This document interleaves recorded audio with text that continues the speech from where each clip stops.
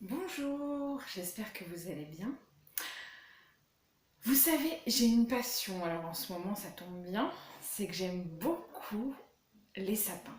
Les sapins de Noël.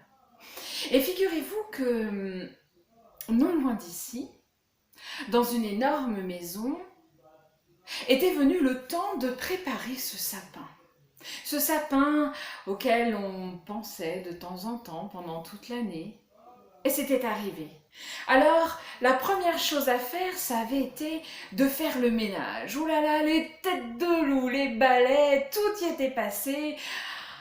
Il fallait absolument retirer toutes les araignées, les toiles d'araignée, etc., de manière à ce que la maison soit prête pour accueillir ce sapin tant attendu. Le sapin a été placé dans la salle à manger. Il était immense, ce sapin. Et puis après, de petites mains l'ont décoré. Il était magnifique. Il avait été garni de guirlandes de pop-corn, de guirlandes de papier blanc, de jolies boules de papier et puis de petites bougies qu'on allumerait le soir du 25, comme le soir du 24. Ces 2 jours-là, ce sapin-là se ferait lumineux. Alors une fois que tout le monde avait pris du temps pour faire de cet arbre un magnifique sapin de Noël, chacun a pu venir à son tour pour admirer le sapin terminé. Du plus petit au plus grand, chacun est venu à son tour prendre son moment avec le sapin. Il était tellement beau. Il était immense. Et à sa cime, on avait même ajouté une étoile. Une étoile qui scintillait. Il était sublime. Le chien avait eu le droit de rentrer dans la maison rien que pour le voir quelques minutes. Le chat, lui, qui rôdait de pièce en pièce, était venu s'asseoir au pied du sapin pour l'admirer de bas en haut et de haut en bas. Tout le monde avait pris quelques minutes pour admirer l'objet magnifique. Tout le monde, pas tout à fait. En fait, celle qui avait été reléguée au grenier pendant toute la première partie du ménage, les araignées, elles, n'avaient pas pu voir ce sapin. Elles en étaient très tristes. À vrai dire, vraiment, c'est quelque chose qui les touchait énormément. Elles trouvaient à dire que tout le monde avait pu voir ce sapin et elles non. Ce n'était vraiment pas juste.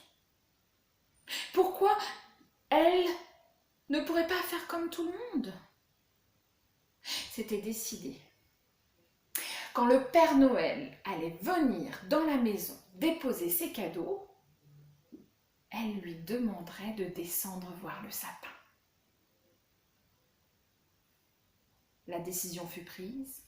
Et le 24 au soir, quand le Père Noël s'est posé sur le toit, est venu descendre les cadeaux, une araignée a été envoyée auprès de lui pour lui demander Père Noël, tout le monde a eu le droit de voir le beau sapin dans la salle à manger. On en entend parler depuis tant d'années et nous, on ne peut pas descendre l'admirer. S'il te plaît, nous aussi on voudrait aller le voir. C'est juste ce qu'on veut pour Noël. On veut juste voir le sapin, s'il te plaît. Le Père Noël a été attendri, bien entendu. Il a accepté, mais sous certaines conditions. Attention, vous ne sortez que sans faire de bruit. Et on ne touche à rien d'autre qu'au sapin. Oui, oui. Oh, la joie était là dans toute la famille des araignées. Alors tout le monde est descendu par l'escalier, tout doux, tout doux. Il y avait la grand-mère araignée, le grand-père araignée, le cousin, la cousine, la maman, le papa, le bébé, ouf! Du plus grand au plus petit, toutes les araignées avaient décidé de descendre à la salle à manger.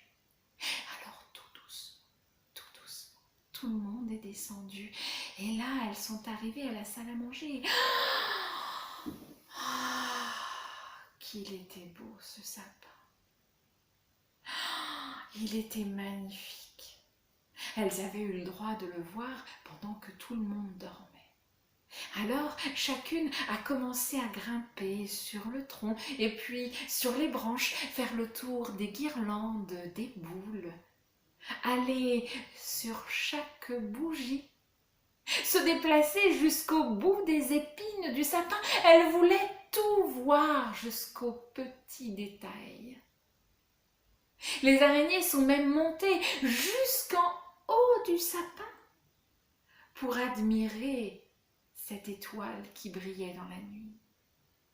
Elles étaient heureuses, elles ont pris leur temps et puis, une fois qu'elles ont terminé, elles sont redescendues tout doux. Et elles sont remontées comme elles ont promis au Père Noël après l'avoir grandement remercié de leur avoir offert ce merveilleux cadeau que de voir le sapin. Elles sont remontées dans leur grenier. Oh, le Père Noël était contente pour eux.